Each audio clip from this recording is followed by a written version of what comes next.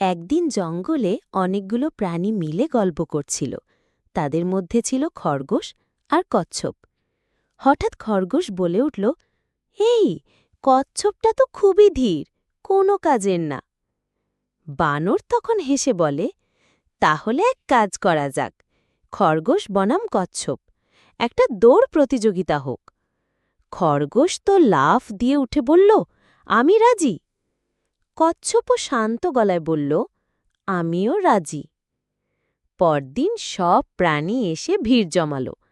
বাঁশি বাজার সাথে সাথে খরগোশ দৌড় দিল ঝড়ের গতিতে। কিন্তু কচ্ছপ দাঁড়িয়ে, তার পিঠে বাঁধা ছিল একটা রকেট।